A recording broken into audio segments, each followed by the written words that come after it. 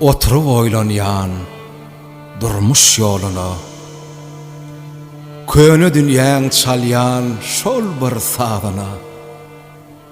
Birisi ýalaňaç, birisi barly, gonmaz üçünji dünýä malyna. Biri haram keype başyny aldyrar, ol birisi uly imarat saldyrar. Şerap içip bolsa bolmasa maly, geljegin pikir etmez, aklyn aldyrar.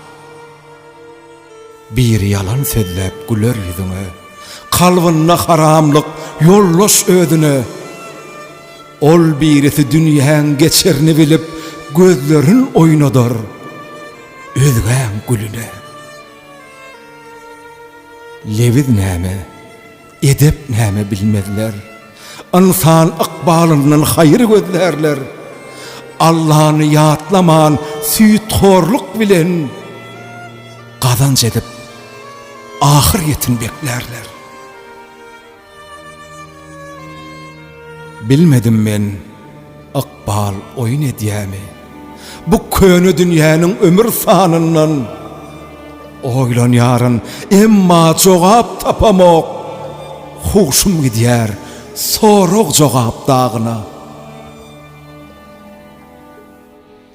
Diýärin özüme, aklyňa aýlan, ýyle gülkü orsun sen şondan saýlan.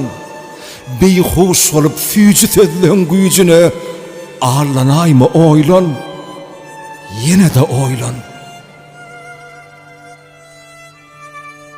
Ey Tanrym, rahmet, ýol görköz maňa bu meseleň çözgüdün.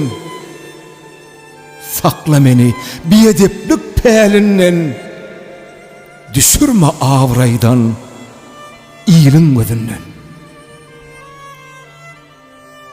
Tekebbirlik bilen zulümden sakla, yaman sözden, yalan töhmetten sakla. Pes göwülli, göwüne çık insanyň, ojagyny ýykmakdan, pislikden sakla. Pikirim jemleýän hasrat yürekde, su olmasa gurar uzyn derekde. Dilegim Allah'dan insan pek bolsun, ömür ötünçe bu